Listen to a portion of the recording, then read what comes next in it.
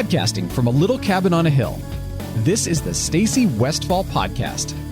Stacy's goal is simple: to teach you to understand why horses do what they do, as well as the action steps for creating clear, confident communication with your horses. Hi, I'm Stacy Westfall, and I'm here to teach you how to understand, enjoy, and successfully train your own horse. Before I move on to Season 2 next week, I want to take the time to answer a few of the questions that have come in. These questions actually come from Canada, the United States, and France. We're getting some reach out there. The questions are going to cover evaluating a new horse, overcoming loss of confidence and desire, and how to overcome the limiting belief that horses hate being ridden. If you have any words of encouragement for these people, please leave a comment underneath the podcast show notes that you will find over at stacywestfall.com. Let's jump into our first question. Hi, Stacy. It's Leann. I'm here in Canada. It's -10 Celsius, sunny, windy day, and I'm offloading 130 bales of hay listening to your podcasts. Just want to say thank you for sharing your wisdom and insight into the age and schooling idea. I love the idea of kindergarten to high school, and feel that I'm in different places with different horses. Give us your perspective, perhaps, on when you acquire a new horse. How do you best assess each of its phases and where it is and what we need to do to bring it to a new level of understanding? Thanks for your clarifications, and keep the podcast coming. Love your work. Thanks for your question, Leann. When I am evaluating a horse, I'm keeping two things in mind at all times. Number one, who are they? And number two, what training level are they at? And to me, those are two separate things. When I look at who they are at their core, the way that I see that at first is just how they interact with each other and how they interact within the herd. Now, I'll also see patterns develop that keep revealing that and deepening my understanding of them as the training progresses. So let me give you a couple examples. Right now, my husband has a 2-year-old that he raised, and her name is Jewel. And she's really interesting because when you watch her in the pasture, she's very bold in some interesting places. A good example of this would be a month or two ago, my husband went and rented a big piece of equipment and was towing it on a big trailer behind the dually. And when he came pulling into the driveway, other horses were running around just for the silliness of an excuse to run around. But she kind of boldly ran up towards the fence. And there are quite a few moments like that with her where you can see this boldness inside of her curiosity. It doesn't mean that she's never spooky or jumpy because she lacks training right now, but it does mean that there's this glimmer of something different that I'm labeling boldness. And in a similar way, I have other horses that have different quirks like that. So Willow is a horse that you'll be seeing me post quite a bit about in 2019, and she's much more naturally timid. This impacts her in different ways. And what's really interesting to note is that just because she's more naturally timid isn't all negative. It's almost easier sometimes to get a naturally timid horse to follow a strong leader. So if I'm the strong leader, because that horse actually needs a strong leader or craves a strong leader. Then I've got another horse that you'll also be hearing me talk quite a bit about this year is Gabby, and she's a granddaughter of Roxy, and she's a mare, but I call her my stud mare because she's bold, but in a different way than little Jewel is. She's very confident, and she has a lot of what we would label presence that you often see in a stallion, but she's a mare. But she thinks she's got a lot of that kind of presence and that attitude of a stallion. And it's a really interesting combination. So when I say that I'm always evaluating who they are, that's the kind of stuff. So I see that Willow is easier to scare in training. So when I'm doing things, I am more aware that she could take something as scary, where Gabby can essentially right off the bat handle a lot more pressure because she's a lot more like, yeah, I'll consider that. She's not the same as Willow is with that natural timidness. And so at their core, there is a way that the horses are. Now, where it gets interesting and confusing at times to people is that the training can accentuate or mask certain habits. So, for example, with Willow, who's naturally more timid, I'm teaching her to become more brave. But where you'll see it most strongly is going to be when she's with me, because she's got a high likelihood of reverting back to who she really is at her core when she's not with me. But I can potentially train her, and I'm already seeing it happen, where she's brave with me. And again, it's really interesting because that makes her want to be with me, because she likes feeling brave and she doesn't know how to get that naturally. Gabby cracks me up because she's a little bit more like, there was early on, I say that it took, I call it buy-in, when they finally it's kind of like they see the system and they're like, oh yeah, that could work. Gabby took forever to get to buy into the system of like what's going on around here and how I'm thinking. And then for the longest time, it felt like she was like, I will take this into consideration. I give voices to my horses and she's always very queenly. So anyway, I'm always evaluating who they are and what their training level is. A great way for you to really wrap your head around this is actually already out there in the YouTube series that I did with Weaver Leather on YouTube, where you look and find Stacy's Video Diary, Jack. And Stacy's Video Diary, Jack, was a series where I followed the last foal that Roxy had in the training of him. And if you watch episode 1, you will see day 1 of me evaluating a horse. And you'll also notice that it's mostly turned out and loose because I am watching for who he is at his core.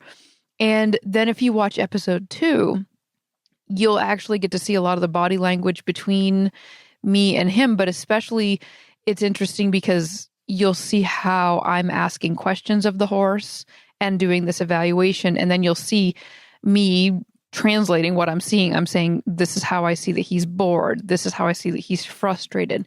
This is how I see that he doesn't understand. And you can actually see the communication between the two of us when he's pawing, how he's looking. What really cracks me up, though, possibly my favorite, I've got a few real high favorites in that whole series, but episode 3 is definitely one of them, because it was the second day that I really worked him. And it was so funny because the first day, that episode 2, is where I worked him. And then in episode 3, you can clearly, if you watch the 2 episodes back to back, see that he is working me. So he went in to the stall after the episode 2. Overnight, he contemplated everything that happened that you see in episode 2. And he comes out the next day for episode 3. And you can see him going, and what about this? And what about this? And what about this? And this is revealing on the surface. You can see that it's revealing his training level, because he literally drags me out of the cameraman's angle several times. But you'll also see that he's saying something about who he is at his core. I'm going to throw one more kind of new idea out there. And that is the idea that I'm constantly training and then testing. And so what you'll see a lot with this early evaluation is that I'm doing these like pop quizzes or these tests. There's a pretty good chance he doesn't know the answer, but that's kind of how I'm going to fast forward my knowing. It's okay if he doesn't pass the test. That wasn't the point of the test. The test was there to say, does he know this or does he not? And that's why I think it's super funny that in episode 2, I'm testing him, and that in episode 3, you can clearly see that he turns around and he starts testing me. I Also, in future episodes, when I get to the horse's mind and the horse's body series, I'm going to talk a lot more about the idea of where some of these different things fit in, meaning like grade school, what does that mean for a horse? And high school level things, what does that mean? And college level things, and what does that mean? Because in my mind, it's very clear because I do really love training horses from beginning to end, which is why you can see my passion kind of played out there over what you've seen me do in the horse industry. So you'll see me at Road to the Horse doing a colt starting championship, and then you'll see the bareback bridleless freestyle reining at a really high level. And because I train my horses from very first rides, from very first haltering, because I train them from start to finish, I've got this very clearly in my head, all these levels. So in my mind, it is these grade levels, kindergarten all the way up through to college.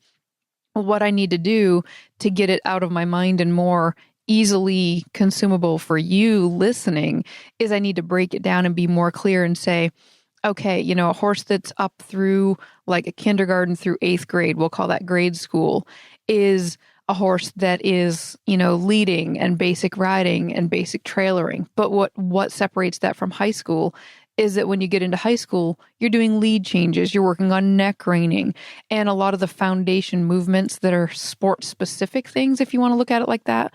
Or even in high school, you might do liberty work if you're taking groundwork to a higher level. But that's still different than college, because if you look at college, when you go to college, you take a lot of the specialty things. So you might have learned math in high school. Hopefully you learned math in high school, but you're going to go take it to a whole new level if you specialize in that in college. And so that's what I see when I go up into the college level with horses. So interestingly enough, if you watch that YouTube series with Jack, the Stacy's Video Diary, Jack, just go to my YouTube channel, which is just Stacy Westfall, Stacy L. Westfall. I should know that. But anyway, you can see Jack go from kindergarten into high school, but not into college. So I clearly track the number of hours of training that are going into it. Keep in mind that because of my experience, I'm able to get a lot of information across to a horse in a shorter amount of time. But you'll see that I tracked the time, tracked what I was doing, and you get to see that whole arc. And you can actually see a horse go from kindergarten through high school, which I think is super cool, which is why we did it. I am constantly, again, just to wrap it up, evaluating who are they, because I'm constantly learning about that, but they are telling me who they are at their core. And I'm evaluating what they know, and that's something that I can more moldably change. It's a never-ending circle. I do go back to the beginning very frequently with my horses, so I believe that my horses should be excellent at doing the basics, not just a checklist of, kind of, oh, good, we got past that test and we never have to go back. I don't look at it like that. More coming up in the following seasons, in season 3 and season 4, when I tackle the horse's mind and the horse's body. Thanks for the question, Leann. Let's move on to our second question. Hi, Stacy. I am 62 years old and have ridden my whole life.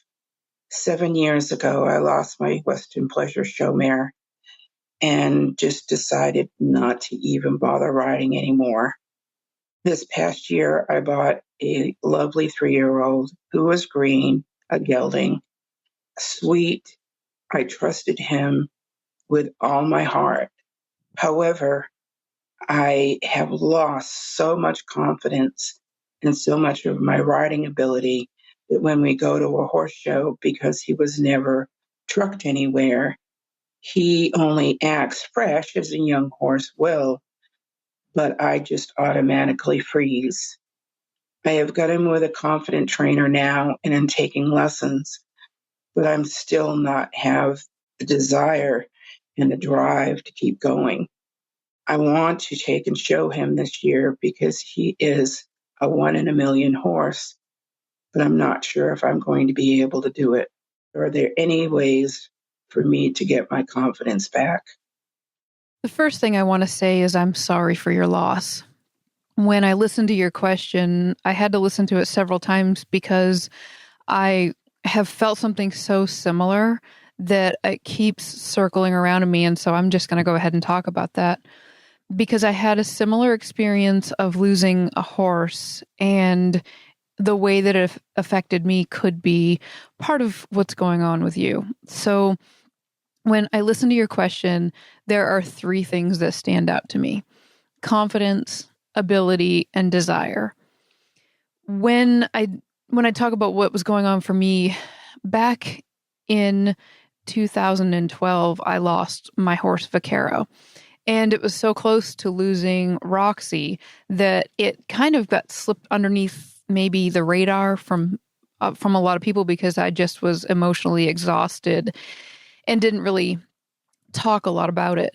But it really affected me because it just shut me down. If you look on YouTube, if you look online, I didn't do a lot for the next 2 years.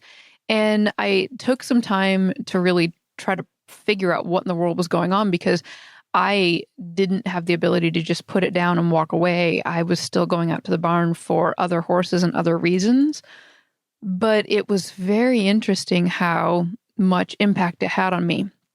And it got me thinking about how much of my confidence I had actually hung on this particular horse. And while I was in the middle of that struggle, I was doing things to try to move myself forward. For example, that's the time period when I got my miniature horses because they made me laugh.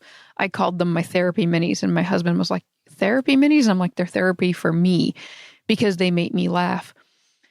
What became clear to me as I was going through it was that one of the reasons I was having trouble moving to another show type horse was because I was really stuck on some of the things that I hadn't accomplished with him, because I do a great job of visualizing things ahead of time. And so I had this big map that was going on and all these things, and then it was just boom, cut off and cut short. And looking back now, I think I could have moved through that time period a little more intentionally if I had thought about the idea that what I was running into was that I needed to accept some of the things that I would never accomplish with him. Things that I could see them so clearly, but it really just kind of had me all tangled up. And that's some of the stuff that occurred to me while I was listening to your question, because it's still very easy for me to pull up all the emotions that went around there. One thing I'll say for sure is that it gave me this state of feeling like I was living in between two different worlds. You know, it was like I hadn't completely let go of the dreams and the goals and the relationship that I had with him. And so because I hadn't let go of that and accepted or changed, I was also stuck from moving on. And looking back, I'm not even sure if it would have sped things up if I had known. I think it might have felt different, but time is a piece of the puzzle, at least for me. Let me reflect a little bit more specifically. So when I listed confidence at the beginning, I hear you questioning about confidence. So I went ahead and looked it up in the dictionary. Confidence is the state of feeling certain. Well, as soon as we read that, you and I can both say, geez, like my world was shaken by the loss of this horse. So of course I would be mentally uncertain because I had a loss of certainty when that happened. Well, if confidence is the state of feeling certain, then something that shakes you would shake your confidence. What also occurred to me quite a while later, and it's not nearly as emotional, but it's still factual and it's still there, is I actually could feel myself later on dragging my feet, knowing the physical amount of time that was going to go into creating this next masterpiece of a horse.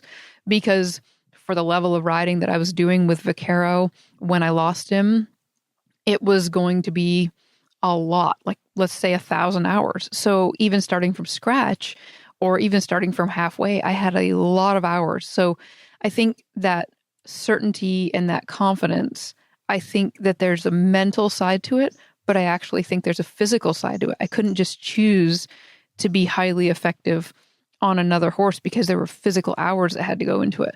But for sure, on the emotional side, I had been shaken to the core. So if confidence is a state of feeling certain, I think you need to reflect on what that means to you and how you can become more certain. Another word that came to mind while I was reading it, you brought up desire. So another dictionary search here reveals that desire is a strong feeling of wanting to have something or wishing for something to happen. And the way this impacted me around a loss, and I'm wondering if it's going on with you, would be that I needed to separate out the desires that I had with Vaquero from the next horses that were to come. And because it was an incomplete feeling, that was a different thing for me to process through than I had ever done before. And I realized that there was an overlap, or the temptation to have an overlap, that another horse could come in and fill this and do that. And even as I say it, I know it doesn't sound very realistic, but until I looked at it, until I picked it up and looked at it and went, what am I doing here? Why am I avoiding this? What am I desiring here? I had to actually look at that and analyze it.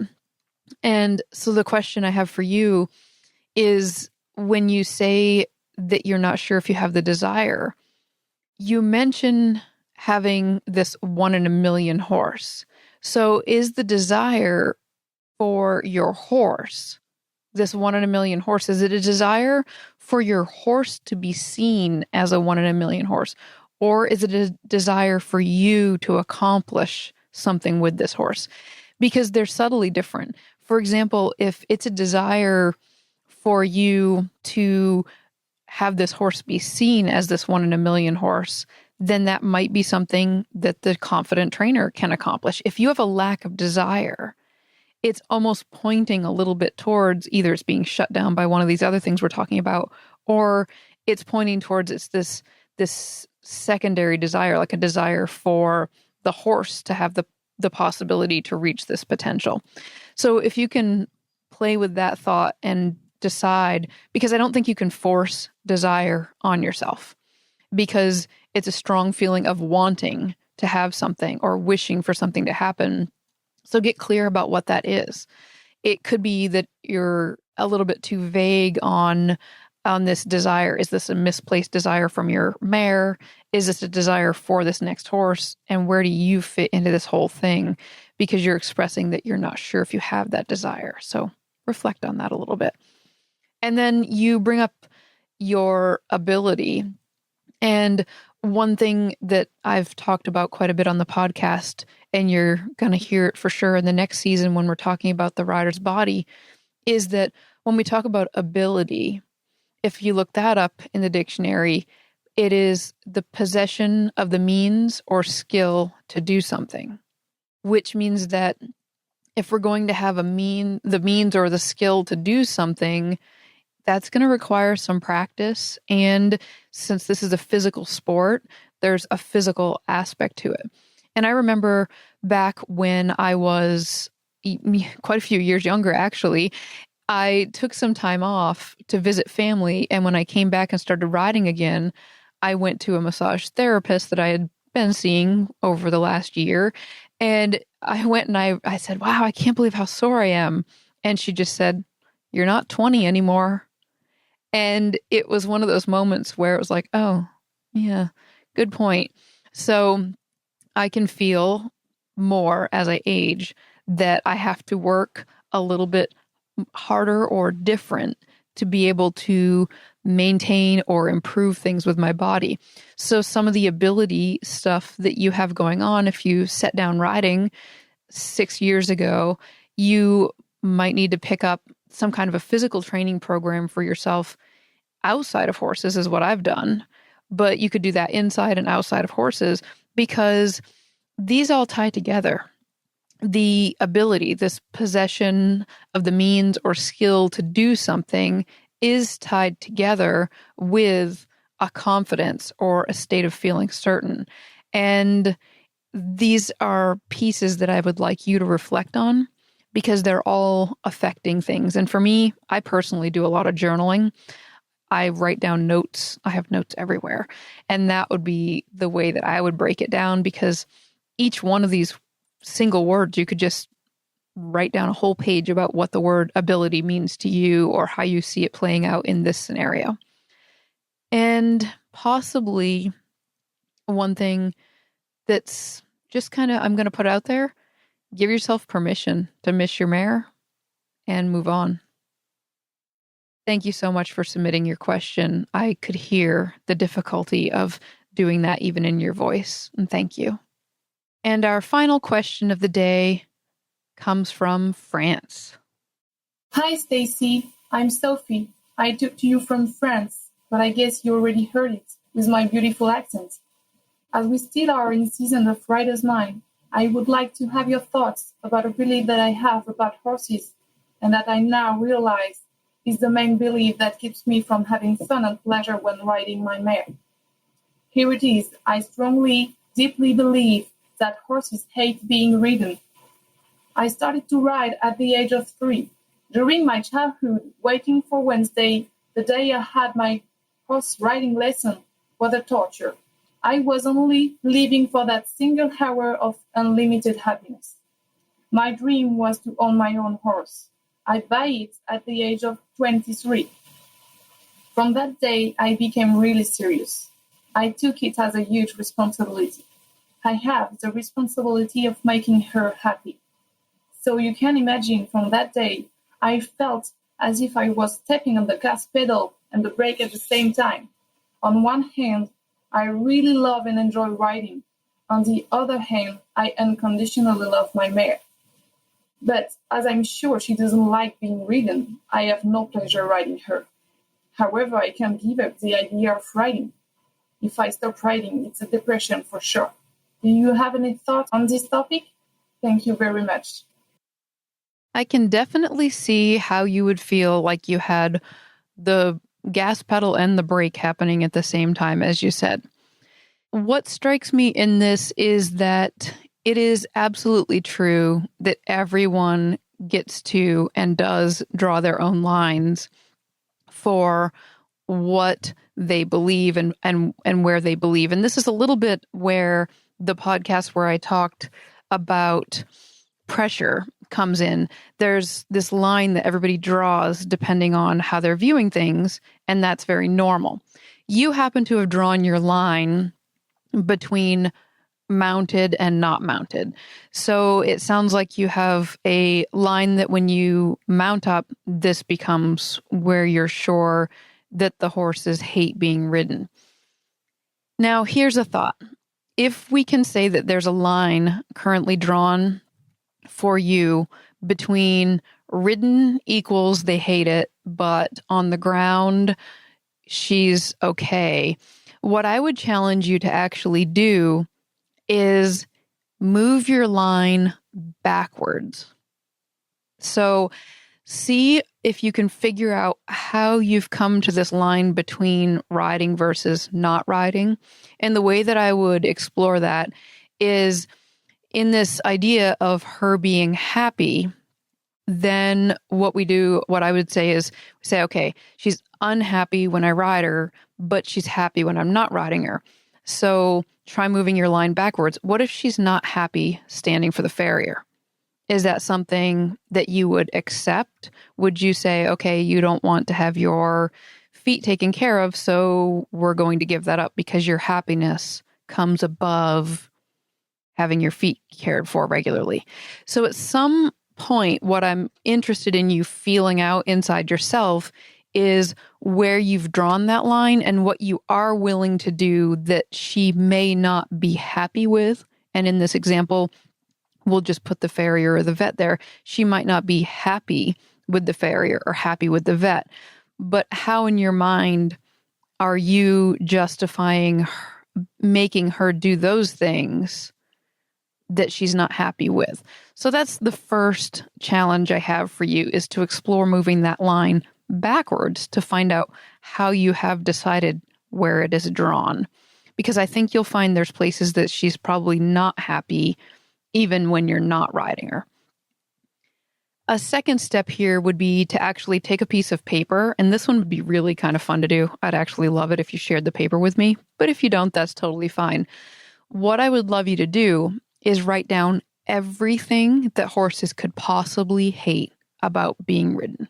Just one line after another. You could say they could hate the bit being in their mouth. They could hate the saddle being on the back. They could hate the girth being around them. They could hate the weight of the rider. They could hate sweating or breathing hard or their muscles being sore, or just go on and on. Like they could hate just everything you could think of, like the lack of freedom of choice. Like be very specific. The key here is to not just say hate being ridden, but you need to break it down into very specific things. And if you really believe that horses hate being ridden, this could be pretty easy because you could just pull up a video on YouTube of a horse being ridden and just open up your mind and write down line by line everything you see that they could possibly hate. And I would challenge you to keep adding to this list over a time period until you feel like it's really, really complete. And then I want you to hold on to this idea because we're going to come back to this list idea in just a minute. Another way that I would look at this when I have a limiting belief that I feel could be holding me back, I like looking across the board to challenge my belief. And I do it in two different ways. I challenge my belief by exposing myself to people with a different belief, but I also, interestingly, look to my own life because it's very possible that you might have a belief in one area. Let's just say that in this example, I'm going to make up that maybe horses hate being ridden because it's too hard. And then I go, well, too hard's a little bit vague. Well, horses hate being ridden because it requires them to sweat and work and exercise, and they might become muscle sore. And then I would look around my life and I would say, do I believe that across the board? Can I apply this to my own life? And so the idea here would be to figure out if you have a different belief system that could actually be conflicting with the belief of happiness for your horse. So to continue on with that example, and this is a little bit of a mind stretch, do you believe that discomfort can be for your benefit? I think normally when we think of discomfort, we automatically think of discomfort equals I'm walking and there's a rock in my shoe and the discomfort of the rock in my shoe is making me painful. And that is true, but discomfort can also be exercise, and exercise can have a element of being uncomfortable, but it's for a benefit. The rock in the shoe wasn't a benefit. So I think that sometimes we have to be a little bit curious about challenging ourselves. So if I believe that exercising my own body causes both discomfort and a benefit that is worth the discomfort, then I can pretty easily transfer that over to my horses and say, it's natural to have a slight dislike of exercise. Like personally, I'm trying not to say out loud that I dislike exercise, but I will openly say there is a level of discomfort that comes with exercising. And I feel it every day that I choose to exercise because I can feel me as I lead up to that for that hour before. I can feel the resistance in my own brain to like the idea of it. And then once I start exercising, I'm good with it. And then when I'm done exercising, I'm really happy that I did it. And it cracks me up that I see this cycle over and over and over, because you would think that after a year of exercising regularly that I would just be like, woohoo, but no. But I see it as a discipline in my own life that has a benefit that's worth going through the uncomfortable. Because I have that belief in my life, I believe this with my own body. I believe this with my horses. I believe this with my children. And so some ways to look at this would be explore some other words that might be triggering you. So I lined up a few of my favorites that popped into my mind here, and explore your idea between confidence and insecurity. And when I look at confidence, to get confidence, you're going to have to do some work that might make you uncomfortable. But I can also tell you that if you're insecure, you're uncomfortable. So we're not avoiding discomfort here. Learning versus ignorance.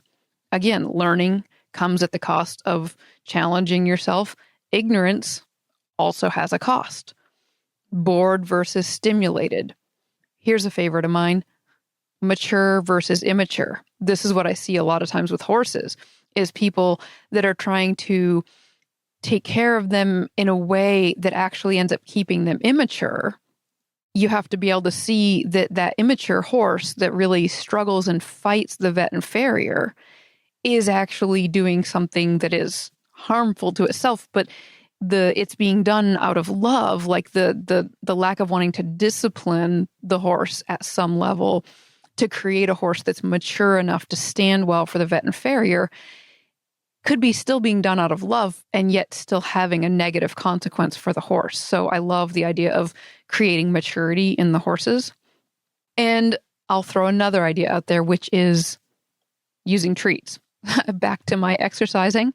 Heck yeah, I use rewards for myself to reward myself for exercising.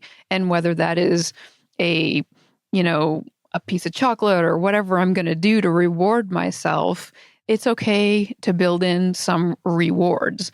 And I encourage it. And I do use treats with my horses. So I don't think it's 100%, like, hey, you just did an hour worth of riding and so you get an apple. I don't think it's quite measured exactly the same. But what I'm saying is you might be able to change your belief system around it if you start focusing on the idea that there can be rewards inside of here. And the very interesting thing about rewards is that whenever you have two contrasting things like hot and cold, you actually have a broader experience than if you're just trying to avoid any rattling of the boat. So it's kind of funny because when I think about treats, what can go wrong with treats are horses that are spoiled, but horses that are working and they get treats, it has more of that balanced out effect.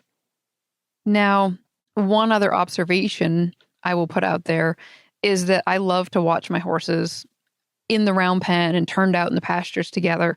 And I have observed that the horses do not look happy all the time when they're turned out together. I see them having disagreements.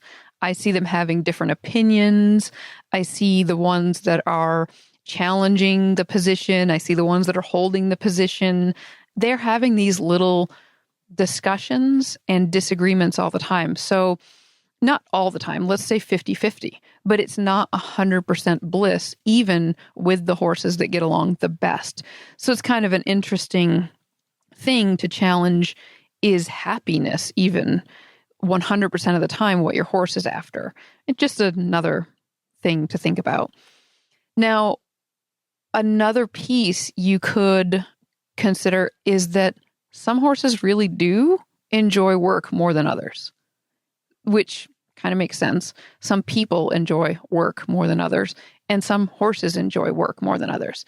I personally had the privilege of growing up with a mare that got really excited about going off on rides. And my mom's horse was the opposite. If you tried to take him and ride out of the driveway without another horse, he looked like it was a slow march to a funeral. He was dragging. You had to really make him go. He was not happy. My mare would come running, and as soon as you got on, she was taking me down the road. Like, she wanted to go. And it's a personality difference. So that would be an interesting thing for you to keep in mind, is that there are temperament differences between the horses, which is going to lead me into, remember that list you made? Everything the horses hate? Now, what I'd like you to do is I would like you to take all the evidence of why horses hate being ridden, and I would like you to go back and rely heavily on the internet, and I want you to look for evidence that contradicts each one of those things. Even if you don't believe it, you just need to look for it and find it. So, for example, if you have down that you think horses dislike saddles because they never fit right, then I want you to find a saddle fitter online explaining how saddles can fit properly and not cause discomfort. And I'm not telling you which side you have to believe. I'm just asking you to do the homework of finding both sides, including finding horses that appear to be happy. And you might find that, Maybe you're watching a rider that just got done competing and they're standing there being interviewed. They're holding their horse, and so they're not in the competition anymore. Maybe it's a video on a beach, or maybe it's a video, I don't know. But I'm challenging you to look for any evidence that there could be any horses out there, not necessarily yours, any horses out there that could enjoy being ridden.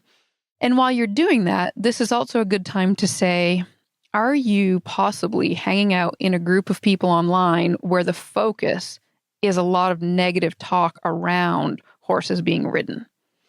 For example, I'm not saying it's wrong to think and consider different things, but I do want you to remember that whole idea that you become a lot of what you hang out with.